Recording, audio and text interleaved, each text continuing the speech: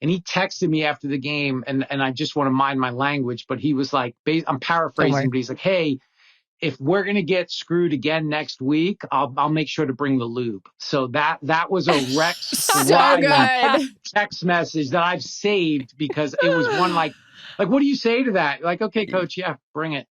Hey guys, welcome to the official YouTube page for Calm Down with Erin and Charissa. This is where you can watch all of our ridiculous conversations and fun interviews.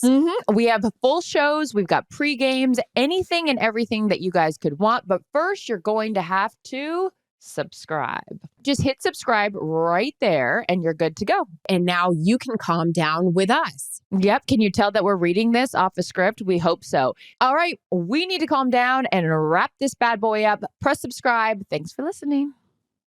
Calm Down with Erin and Charissa is a production of iHeartRadio.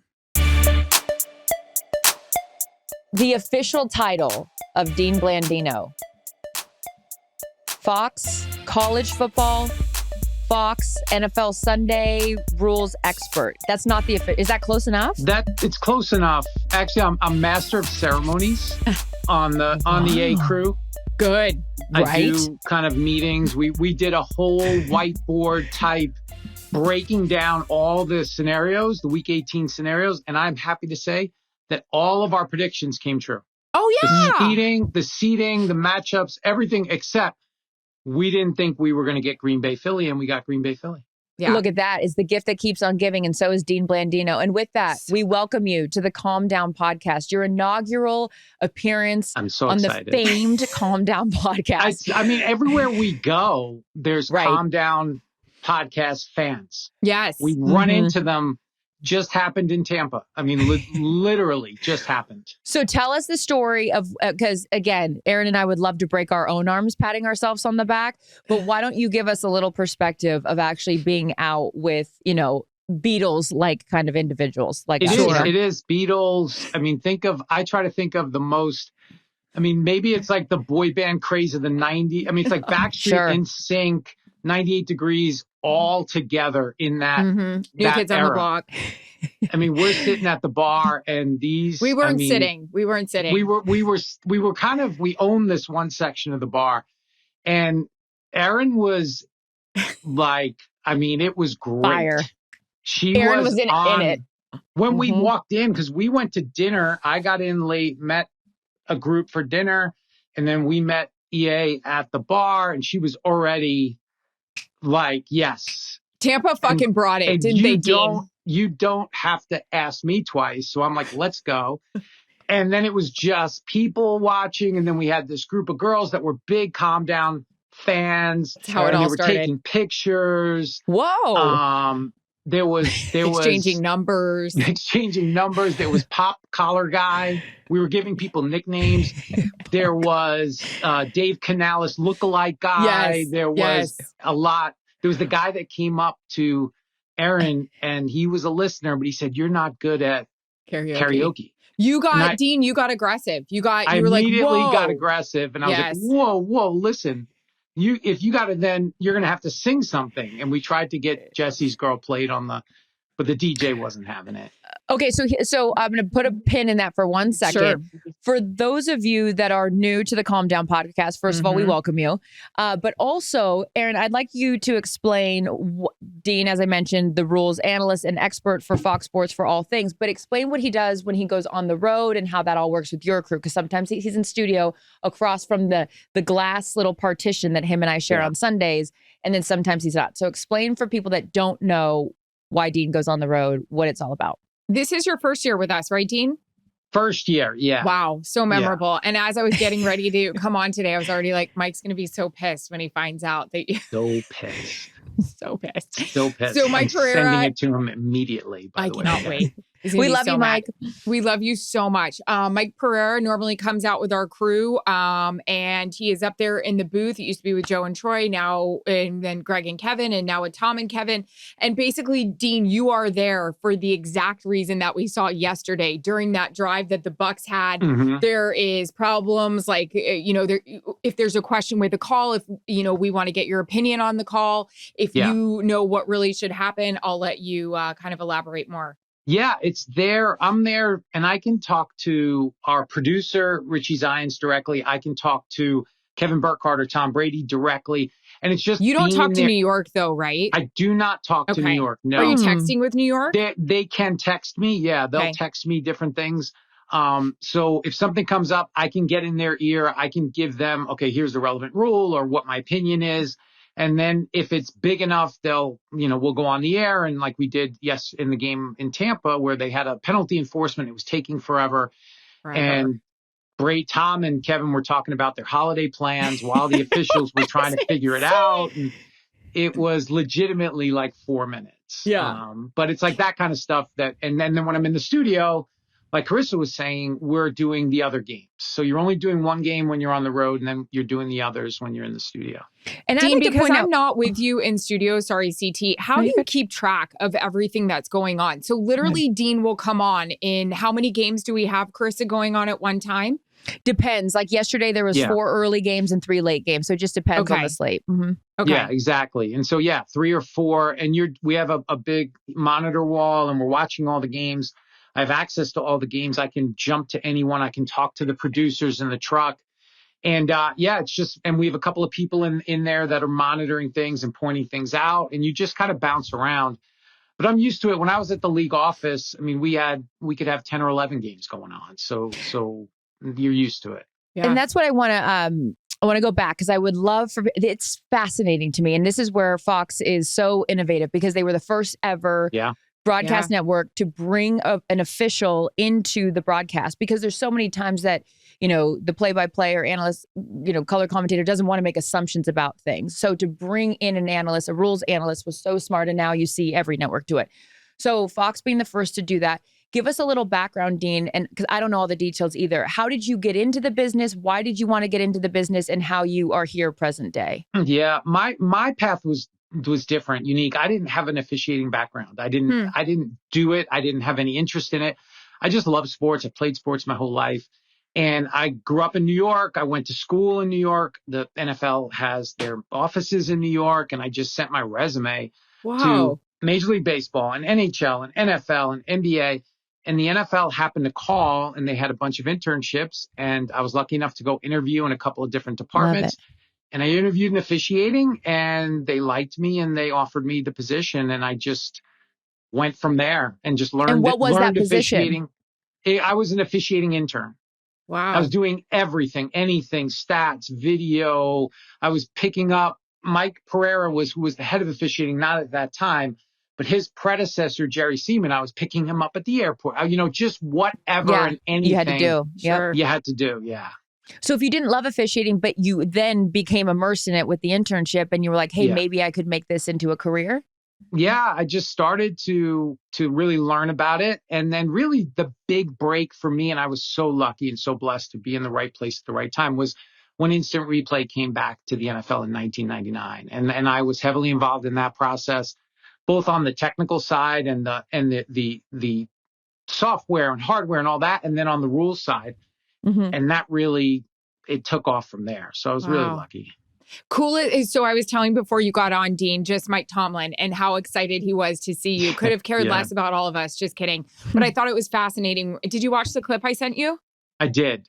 Yeah. It was so great. But he was just talking about how you guys had a fantastic relationship when he was young and starting out. And can you just tell us stories like that? Like what happened when you finally, got to be involved and then got to have like one-on-one relationships with guys like Tomlin, which are legendary, and other guys you're friends with. No doubt. And I always felt like it was building those relationships. Because look, officiating's not a positive thing. When a coach is calling you, he's not like, yeah, they did a great job. It's always bad.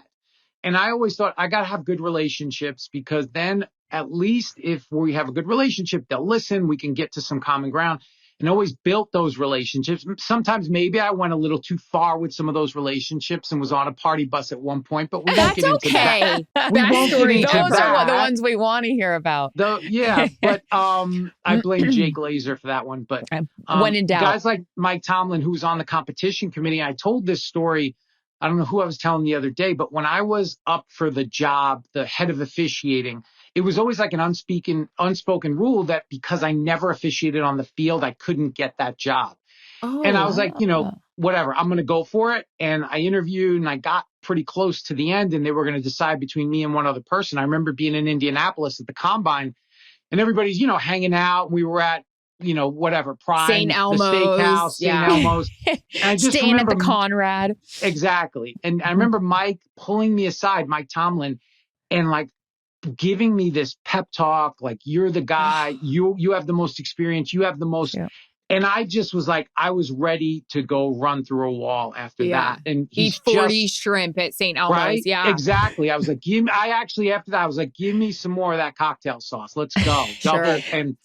But throw in some Worcestershire sauce. He's awesome. He is awesome. Love that guy.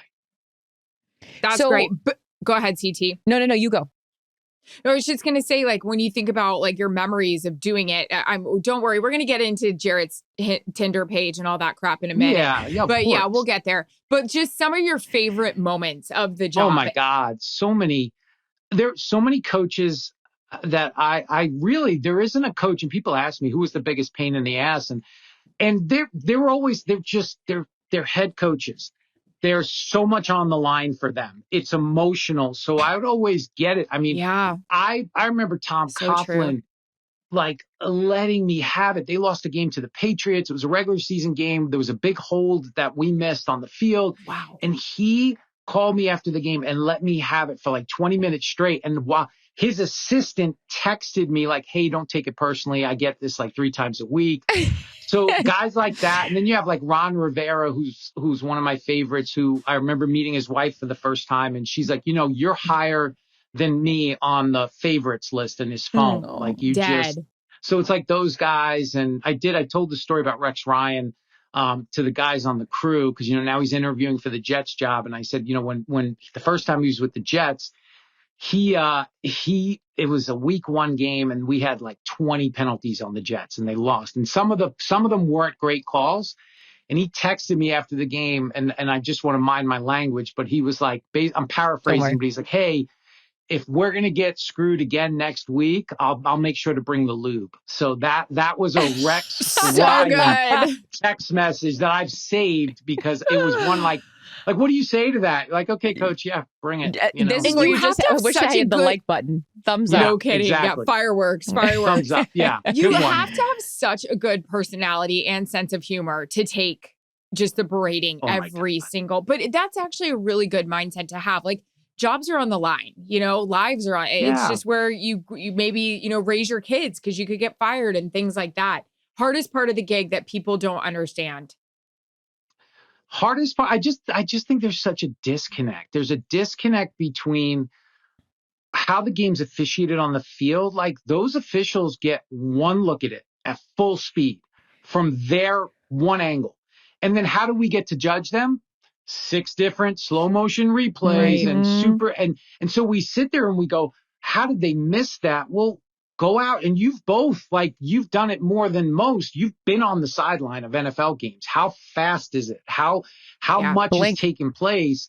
And there's only 7 officials for 22 players. And I think that's the disconnect sometimes with officiating. And yes, sometimes they screw it up and they've got to be better. But I just think sometimes it's an unreasonable standard that we kind of hold them to. Yeah.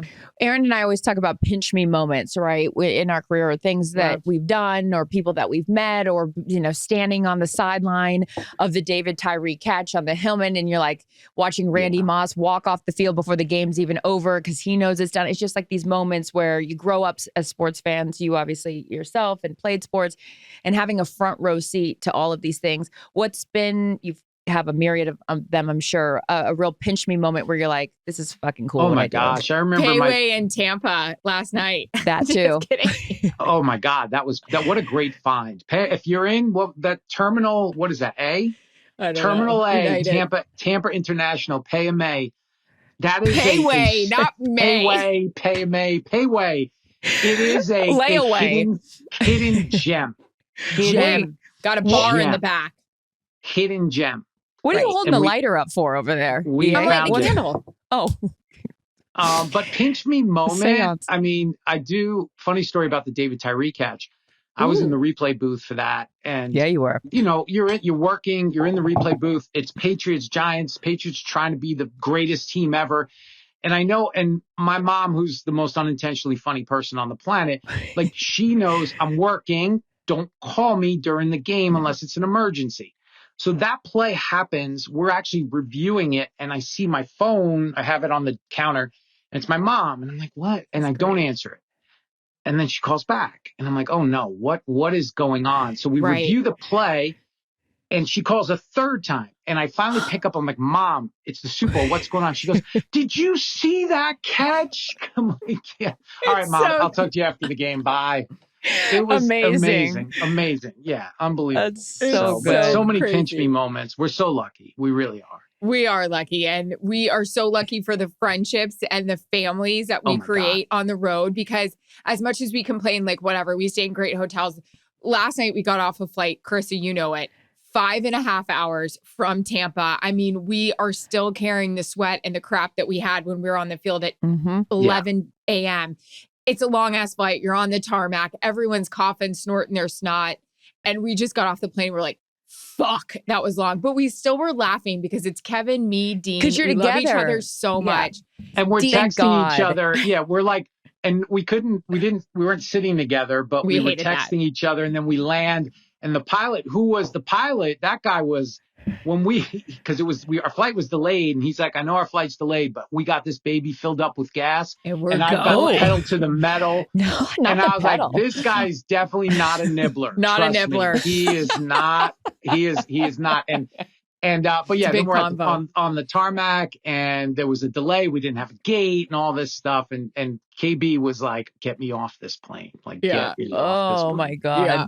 But just the family and the friendships of the crews and stuff, which is the best part. And like the other night, we got on this before you got on, and our producer and Chris goes, so how did this come about? I go, Tampa brought it. We were lit. And Dean was like, I want to be on Calm Down. And I was like, let's freaking go. Let's go. Let's go. So go ahead, Dean. Sorry. No. I just say we were on one, and it was so much fun, but I cannot emphasize enough. This has been my most fun season by far. And I love the studio. You haven't been with us you haven't been that long. No. And I love the studio, and Charissa knows everybody in the studio is awesome. And we have a lot of fun. And but being able to do both this year was so much fun. That's so people always ask me, what do you like better? Do you like being in studio or being on the road? And my answer is always like, thank God I'm lucky enough to do both. Because there's benefits of the studio. You get in your car, you drive up the 10 or whatever, the 405, you go to work, you're not on a plane, you get back home, cool. Being on the road, the stories that come from the road, the shenanigans, all that stuff. So like having the hybrid of both is the best case scenario, which gets me to Jarrett Klein, who used to be my researcher, who sat next to me. Jarrett Klein. I love that we're just by name now. Jared's out. We're talking about Jared. I've kind of taken him under my wing. He has. Kind of taken him under my wing. If you want to be a big boy and be parading around these stadiums, whatever, you also have to recognize that part of the locker room is giving each other shit. So Jarrett Klein used to be my researcher, sit next to me for down and distance, different things that I would need for a highlight. Got it. This is the 4th touchdown of the day. This is, Aaron Rodgers' whatever pertinent information I need for a highlight. Jared did that. Well, Jarrett's very good at his job. So you guys stole him, and now he's on the road with you guys. Okay, no problem.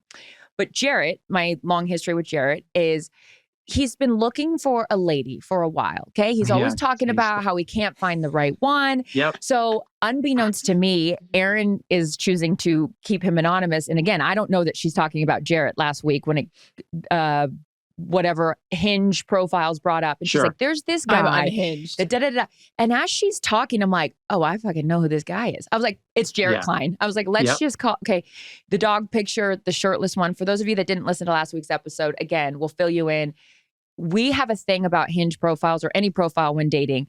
Just take your sunglasses off. Don't be shirtless in a pool. Don't be a douchebag with your arm around an athlete. Just be normal, okay? Dean was playing photographer at our game this weekend. I was taking pictures of him before the game for his Hinge profile.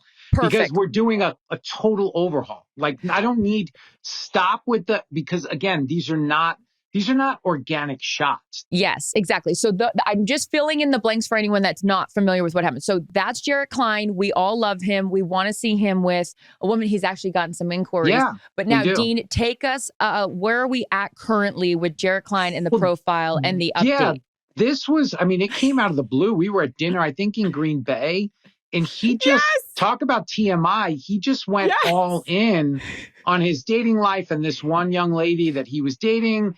And they, it was like the 5th date and he thought things were going really well, but oh God, she's listening to the podcast like they're right now. breaking down Tom's 7th Super Bowl ring. And then this side of the table is fucking roaring. And I'm like, wait, great on the goat over here. What's going on? Exactly. We had Tom on one side and we're talking about football and we're talking about, hey, what about in 2007? What did Belichick do? And then on this side, we've got Jared talking about this girl that he's dating and how they both really like the buttercream cake from Ralph's, and he got her the cake. And it was like 2 very different conversations. And I'm not going to lie, the buttercream conversation was more interesting to me. Yeah. And he just, and then things didn't work out with that young lady. And now we're just back on the horse and we're just trying to get, we got to get his profile together. We got to, get some good pictures. We even went through like sayings for his pictures. And so we're hoping that we can find love. We can find Jared. So because I'm not done with this, because I'm all in on this as well. So Erin and I talked about how we don't like you're in the pool, the shirtless, whatever, or you're next to a dog. You don't even have a dog. Somebody else's next dog. To the sister. So what are your the guy's perspective on another? Like what are what's your advice to him? For me, and I've been my own experience, like my original, before I got married, before it wasn't dating apps, like you had to risk something. Sure. I have to go up to you in a bar or wherever it is. And now it's just like, so I don't like all that, but I realize that that's how today is. And that's how people meet each other. And I just think it's just like, be yourself. Like, I get it. There's physical attraction and you have to put your best foot forward because that's what people are going to see. But you don't need to try that hard. Like we don't need to have the glamour shots and the weight, the shirtless shots. I mean, even if you look like, whoever, you don't need the shirtless shot. It's not necessary. What's so great? What's so great about you, Dean? So if you don't know Dean, you're just like, oh, he seems like, so like kind of like reserved and like not, buttoned up, like whatever. When you get to know Dean, you're like, this guy's fucking awesome. Thank you. I appreciate that. I've always been, Dean Blandino. I don't open up very quickly, and I like to observe, and I like to just. Derek Jeter. Once we're in, then it's like, okay, no holds barred. Wheels off. Let's go. So Erin in the bar in Tampa getting lippy, and we got to move to the next bar. Oh God! I caught myself. I looked at Dean. I said, "I'm getting lippy. We need to get out of here." I caught myself. Well, when people were walking by us, and she's like pointing it, like this guy, and I'm like, oh boy, here we go. Here we go. No, the only time I got upset was we had an area. We had been there for a while, and then I like to watch what's going on, and there were some younger women, trying to get close to the Dave Canales lookalike or the Paul Momoro lookalike that we had at the bar. Did, yeah. And so I liked watching their moves. And their moves were come lean up against the chair that had my coat and my purse on it. Oh, that yes. Casey and Dean were sitting by. Then we're one cheek on. With our cocktail laughing. Now, mid-laugh, we're 2 cheeks on, and we're sitting on my coat and my purse. Lippy Charissa, after you've had a few, what are you doing? Oh, hey, let me move this for you because your ass could. I already know what you. This is the problem. Is that by the way, we need a rules analyst between you and I when we go out. Dean's throwing flags, offsides, yes, but you have to encroachment. Further review. Yeah, no doubt. Go. We also had a very fun dinner at a place that Gronk, I guess, has money in. Yes. Which it was Roca, a phenomenal I think it was dinner. Called. Let's give a shout out to Roca. Shout out to Roca. Great food. But we had this fun little, we're all Carissa at dinner. will love There's like this. 12 of us. And so You can't give out names. Who can't said give what? out, won't give You out can't. names. No, we won't give out names. But Erin was like, but I'm okay, looking at people differently now on my crew. 100%. So the fun game was, if you could be a person, any person for the day, who would you be and why? So like, that's fun. We're all drinking, like, read the room, people. But Who did you say, Dean? I loved yours. I said Hugh Hefner. Great. Because I'm a degenerate. But anyway, but some of the answers were, well, we can call out Jared, because this is kind of harmless. Jared's getting so much play right now. Jared, Usain Bolt. He loves it. Usain Bolt. What a loser. And no, I'm kidding. Usain Bolt's not a loser, but that's not like what? You need, like, Usain Bolt on a regular Tuesday? Like, what are you getting out? Like, maybe during the Olympics, but he was like, it'd be so cool to be the fastest man in the world. And I'm like, yeah, but like, you've got to, like, yes, if you're in a race, but what does Usain Bolt get you on a Thursday at 3:00 at the supermarket? Like, he and I are on the same footing in that mode.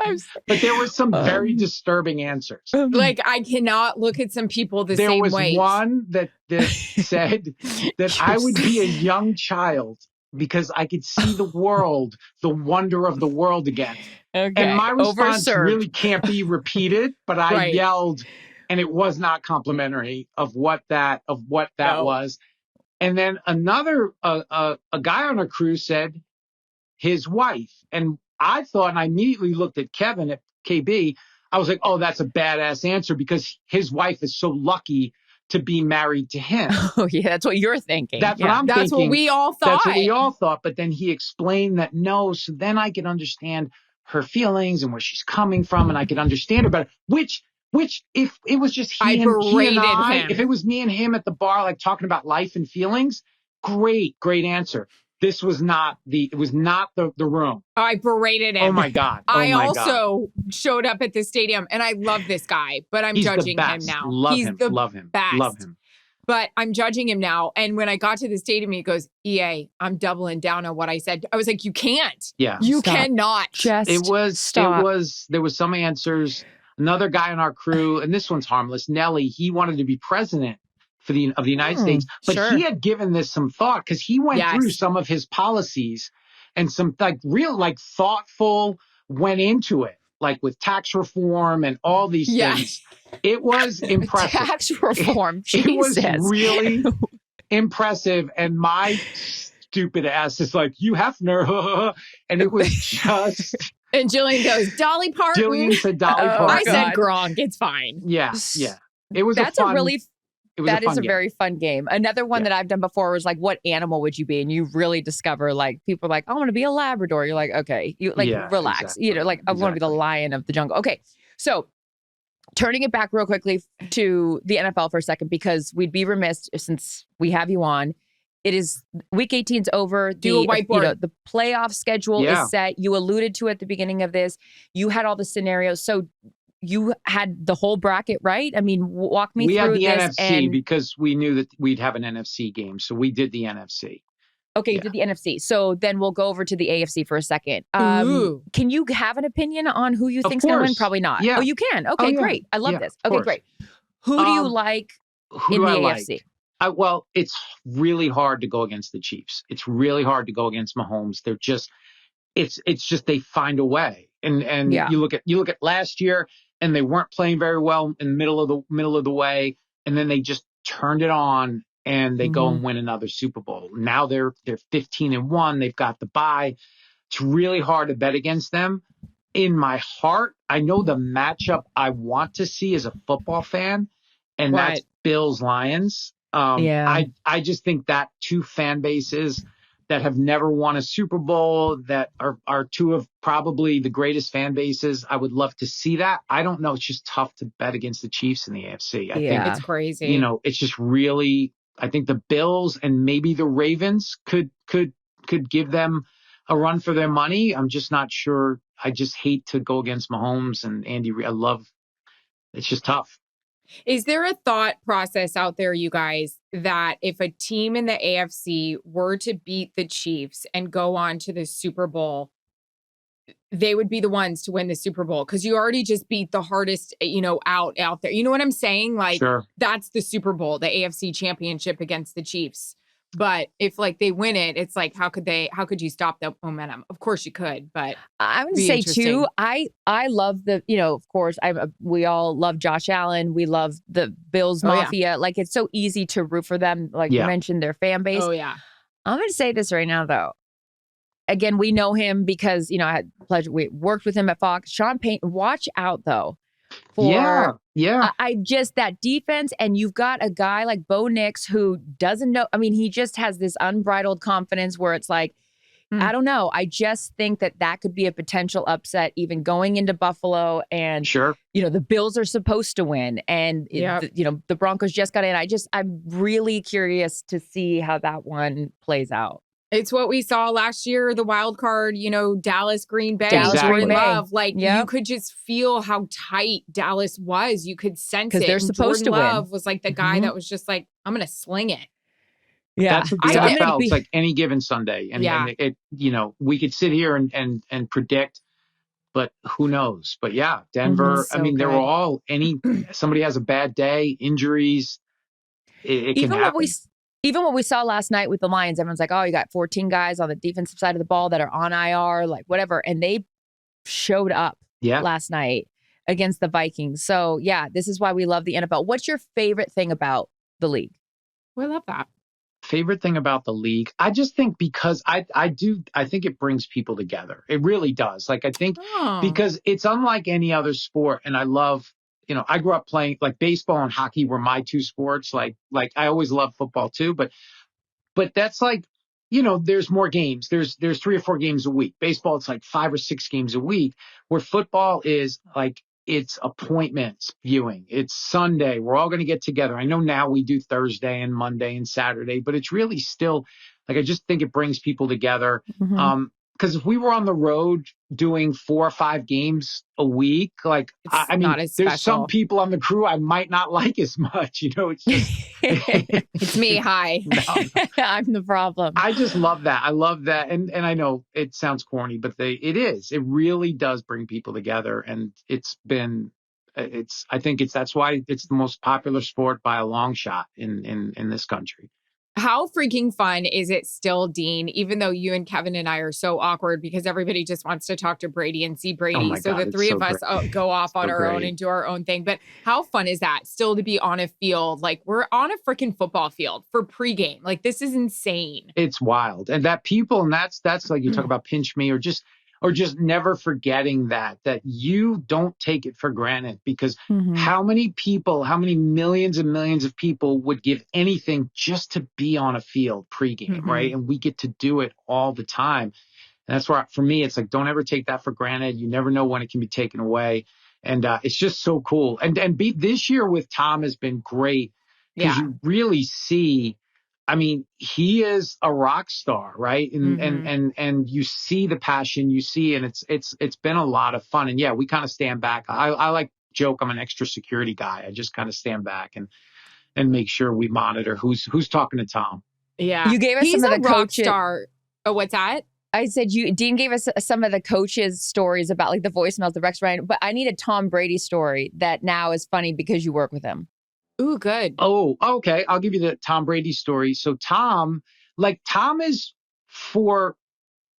he really is awesome, and he's down to earth, and he's like wants to be a good teammate. He really does. And I'm not blowing smoke. Like, he is just really like wants to learn, and he just like comes to dinner, does everything that we do other than like 3 a.m. at the bar, which Karaoke, I understand. Yeah. I understand. But his skin looks like that because he doesn't do 3 a.m. He doesn't do the We're drinking water. Right. Exactly. So all year, I'm kind of joking with him, like, I want to get you to get a drink at dinner. Like, I feel like a degenerate, like me, Charissa, and KB, like, it's like cocktail and wine. Like, what are we doing? I'm like 2 gin and tonics, and then KB, then you get the wine. And so it's like all year trying to get him. And finally, we were in Philly a couple of weeks ago, and we went to this like tiny, awesome Italian restaurant named Aroma, and it's like this family place, and we didn't have a private room, and we're out amongst everybody, And finally we get him, and it was a limoncello shot. So we're not talking about, we're not talking about, it was limoncello, but hey, baby steps. And finally we got shots, and he did it. Like, he did the shot. Now, I was a little annoyed that he did it without cheering anybody. He didn't tell any of us. I saw it. It was like, he didn't wait. And I was like, wait. I was like, what? I wanted to do the shot with you. But he did the shot. Grossi did cheers him, though. Grossi's like, I just cheers the GOAT. He did. Cute. He did. So we finally got him to do a shot. So that was fun. Yeah. He's, like you said, walking on the field, you kind of forget, which sounds so lame, being in meeting rooms with him, just talking ball with him, talking scenarios, gossiping with him, stuff like that. He's the GOAT. And then you go out on the field with him pregame and you're like, oh, yeah. Okay, now I got it. Yeah. But he's been great. He's great. And I love listening to him talk about football. And it's been a lot of fun. It's really been a lot of fun. I need Dean piece of advice, because Kev has graced us with his presence on this podcast as well. And he took my favorite word, circuitous route to become a broadcaster. He was a car salesman. You mentioned you started as an intern. So what advice do you have for people that want to get into the business and just think like, oh, I have to do this, this, this, and this, but it doesn't always, you don't have to, there's done a ton of different ways you can arrive at the same point. There really is. And like, I think everybody that we work with, there's no cookie cutter. There's no blueprint. We've all done it differently. Mm-hmm. And I think it's about relationships. I think it's about networking. I remember there was the young lady that came up to you, Erin, before the game, who worked for Tampa PR, and she was asking EA about advice. And I thought your advice was so good in terms of go reach out to the local television stations, the radio stations, connect with those people. And I think that's it. It's about those relationships, because for me, and I didn't tell this earlier, but the only reason I found this out later, the only reason I even got a phone call from the NFL, because I went to Hofstra University in New York, go Wayne Corbett, Marcus Colston, football, NFL factory, by the way. And so I went to Hofstra, and the girl who was working in human resources also went to Hofstra, didn't know me, but put my resume on top because we went to the same school. And it's just like those relationships and meeting people and networking. Totally. You just don't know. You don't know, because there's no one path, and there's no easy way either. You got to put in the work. So I love that. Yeah. It always comes back to HR one way or another, folks, doesn't it? Goddamn right. Oh my God, HR. Oof. Your old representative right here, so you know what that means. Hey, wait, you worked in HR? Dean, you know this story. Do I? I worked at HR in Fox. That was my first job. Shut up. Yes.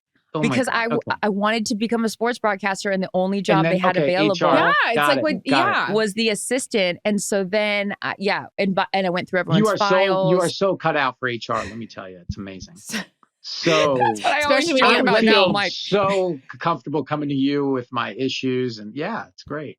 Wait, I have to ask you this question.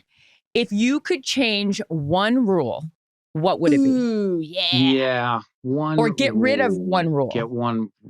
I do think, and we've talked about it a lot this year, and I know Tom, it's like a pet peeve for him, like the quarterbacks with the late slides.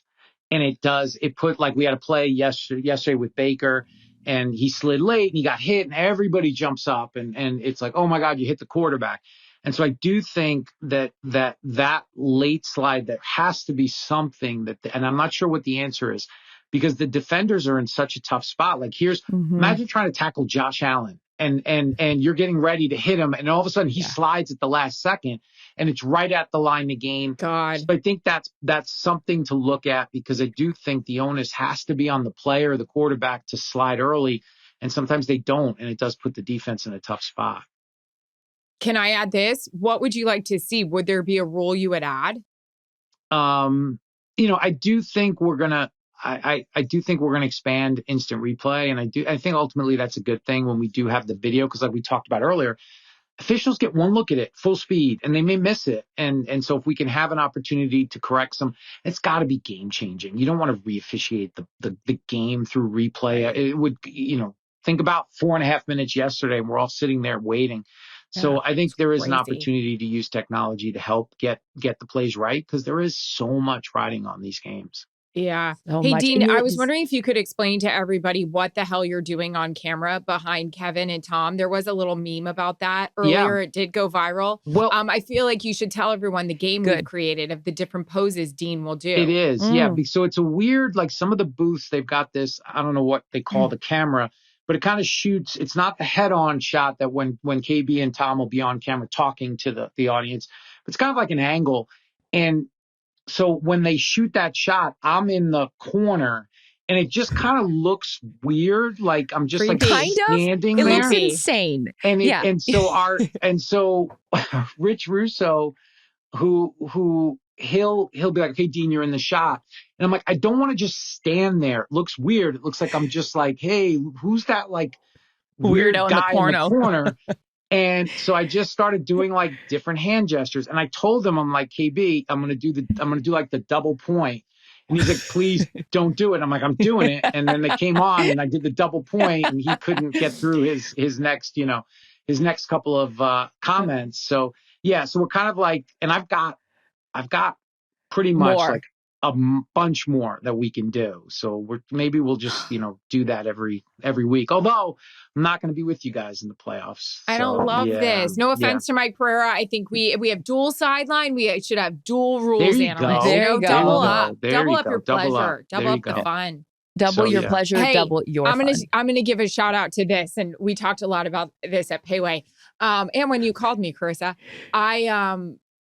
these officials get a lot of shit. As Dean said, you have to have thick skin, a sense of humor. There was a moment yesterday where Tyrann Mathieu was messed up. He was trying to get the cobwebs out. He was trying, and Clinton, my security, and I are watching this, and we're like, holy shit, he is like feeling it.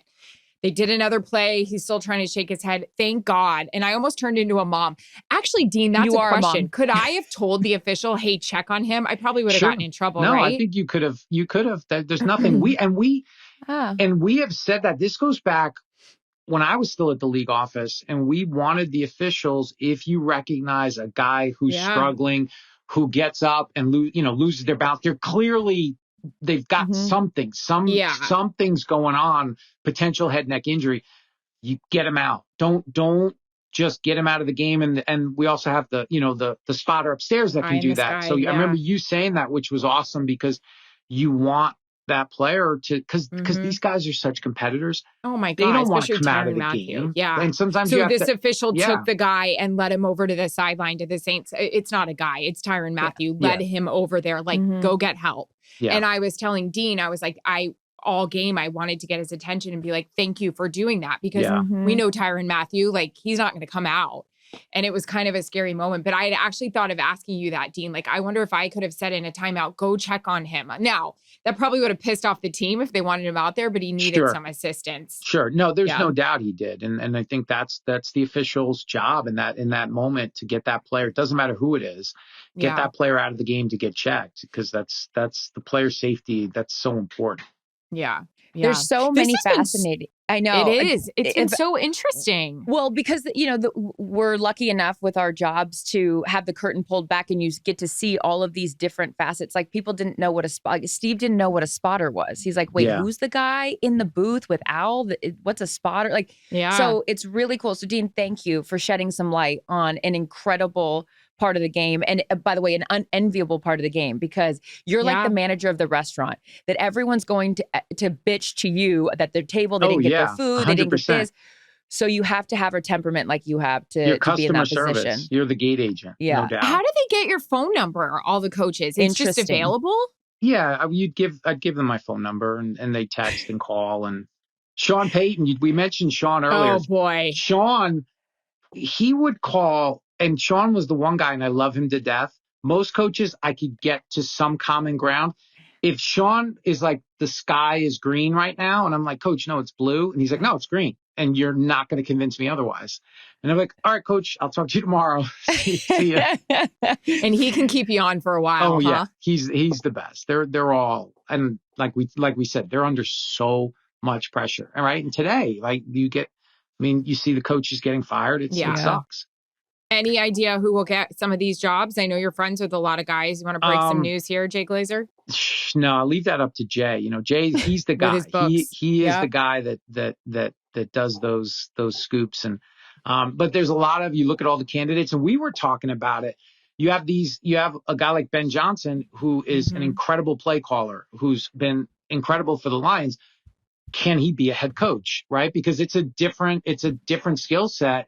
You've got to now be, like, I always think of Mike Tomlin, he's a leader of men. He's he manages everything, and the guys and I think Ben Johnson could do it, but we just don't know, right? So you have these guys that I think will get opportunities, and we'll see. Well, you see it. You see the Shane Steichens that go from an offensive coordinator position to a head coach, and then all of a sudden, you get or the Brian Floreses of the world that went and became a head coach, and it was like, hey, you're better served actually just maybe staying in your specialty, because I feel like it's got to be one of those things you get further and further removed from your specific specialty because you're trying to manage everything. Now, some guys obviously do it seamlessly, and you've seen, a lot of examples of that. But yeah. Such a cool job, but a lot of pressure, and not everyone can handle it. Like yours, Dean. You're the best. Yes. Well, I appreciate you guys having me on. And Mike Ferreira, we have to be careful. We love Mike, but we love him. I do feel like I bring a little bit more to the table in terms of the late night stuff than Mike, but sure. But on the officiating stuff, Mike is the GOAT. He was the first one to do it. Love Mike to death. I've worked with him forever. And there was a time, and we can tell stories offline, but there was a time when Mike used to get after it too. Last year. No, 2 years ago. Hey, what's one thing about traveling with announcing crew that people maybe would have no idea about? Like, what's something, pull back the curtain on that? Just the logistics. Our crew is so good. Everybody on that crew. Like, and it makes me uncomfortable a little bit. Like, I never had, it's like people are picking you up and they're doing, and it's like everything is buttoned up. And I never have a question about, my flight or being picked up from the airport, or being like, I always get that information. Hey, so-and-so is going to pick you up at this time. Here's the number. Here's the information. And it's like all those logistics. Matt Gale is incredible.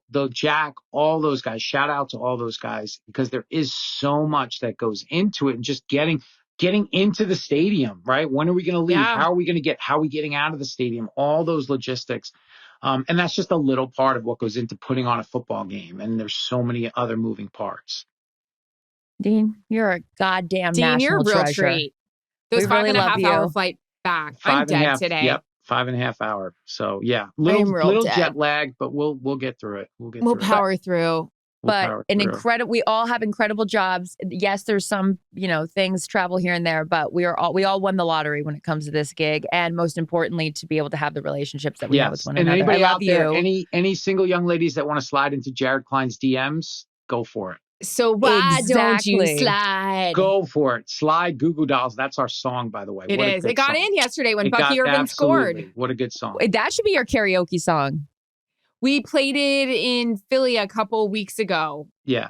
It wasn't quite a karaoke session. It was more of us just dancing and screaming. And I just in a meeting room. Something else in the meeting room. I had 3 chairs lined up, and I was dancing on the chairs, like walking from one chair. It was Is there footage of that? Yeah. Get under the hood and indisputable video evidence. Me and Jason Thorne, another great guy on the crew, we reenacted the Dirty Dancing. We reenacted Patrick Swayze and Jennifer Grey. And I was Jennifer Grey and he was Patrick Swayze. And so I jumped into his arms, his strong and capable arms. It was amazing. Oh my God. All right, we'll land this plane, but I have to end it with your karaoke song is? Ooh. My karaoke song, and I'm not going to lie, I'm actually pretty incredible in karaoke. And if you hear me do With or Without You by U2, you might actually not like the U2 version anymore. Wow, there is a tease. And I'm not even going to have you do it here because I need to see this in person at the Super Bowl. Yeah. Or NFC Championship game. Super Bowl, perfect. We'll do it. And we will take a video of that and we will play it right here because that is worth the wait. Here she goes. So Dean, as you know, since you are a loyal, calm down listener, longtime listener, first time caller, there's a bunch of different stories that Erin and I have, whether it's, about Mac, whether it's about Steve, whether it's about Jared, whatever it is. So most recently, going to Chicago for my Thursday night game, I let Steve have the full reins of the travel. It got all screwed up. We ended up at different airports, the bags, the whole thing. Okay. But I had given him full authority to take control. He said he got it and he screwed it up. I need your take. And this is going to be an official, a rules segment. Good. Was Steve offsides or not?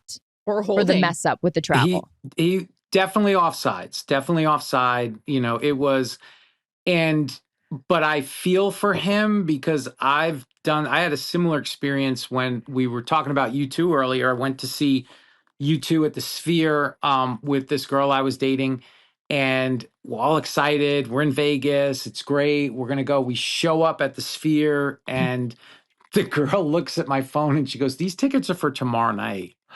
And we were there. You're walking in there at the door, and we're leaving the next day. So we're not even. And it was thankfully, luckily, story ends well. Our Fox crew was doing the Raiders game. A group from that crew was EB, Eric Billinger's crew. They were going to the Sphere. We were all supposed to meet up. I texted them, I'm like, "Hey, got a problem. Can you help out?" And they got us into a suite, and it actually worked out. Yes. It actually worked out. But I have that feeling that it was such a sinking feeling. So I can only imagine how Steve felt when that was, the wrong airport. That's an incredible. Are you still with her? No. Oh, good follow-up. Good follow-up. Here's the problem with Steve, because he lives on, in La La Land in the best way possible. Everything can be made into a positive. He's like, "Look, I got to meet the baggage claim attendant at O'Hare." So he'll find a silver lining in anything. Okay. Now, here's another situation. Offsides or not on red receipts. So Vince Vaughn said that he was going to come on the podcast. This was year 1. We're in year 3. Kept saying he's going to come on, whatever, which we were so excited for. Sure. So I kept texting him like, "Hey, can you come on this week?" Would show that he read it, but then never responded. Finally, now I'm ticked. I screenshot the messages, and I think I'm sending them to Erin, but I send them back to Vince Vaughn. I've done and that I'm like, too. This fucking guy, right? Oh, that's awesome. Oh my God. It hurts your chest so bad when you see that you committed that bad. That is, yes. Offside. That is definitely offsides. And I've done that and sent it to the person. And you're the sinking feeling. Oh, burning. Wait, tell me what yours was. Tell me what your offsides was. So it was, it was somebody, not to name names, it was somebody from the league office. Oh. Who texted me something so ridiculous about a play, and I screenshotted it, and I was going to send it to my friend who works for the team, and it was similar, like, look at this bullshit, and I sent it to the person who sent it to me, and it was like, and you're just waiting, and then I'm frantically like, can I delete this? Can I get it? And then they did respond like, "What do you mean?" And I was just like, "Oh, your response was so ridiculous. I wanted you to read it again." I like that. Yeah. Good. So it was, I get it, but definitely offsides. No doubt. Erin, you have to have one for him. Offsides or not? Is it a Jarrett snoring story? What is it? Give me something for him. I'm trying to think. Dean hears about it all weekend. I know. I do hear about it. I do want to hang out. I want to hang out with Jared. I want to hang out with Steve. I think we all need to go out. Oh my God. We would have a time. Let's go. Bermuda Triangle with these three. We wouldn't even see him. We would lose Dean as a friend. I know. I'm not going to lie. I would probably ditch you two and it would be the three. It would be the three of us. But that's what happens. Super Bowl. It's going to happen at Super Bowl. Perfect. Super Bowl. It is. Hey, do we need to help you with any of your DMs, or are you good? Oh, here's Erin. I knew she wanted to ask this. I'm good right now. I want to get through the season. I'm just focusing on the kids, being a better co-parent. But then once the season ends, we'll see. We'll nibble later. Okay. We'll never nibble. I don't want to nibble. We'll gobble. Yeah. Gobble. Okay, this is taking a turn. Happy Thanksgiving, everybody. We love you. Dean, you're the best. Calm Down with Erin and Charissa is a production of iHeartRadio. For more podcasts from iHeartRadio, visit the iHeartRadio app, Apple Podcasts, or wherever you get your podcasts.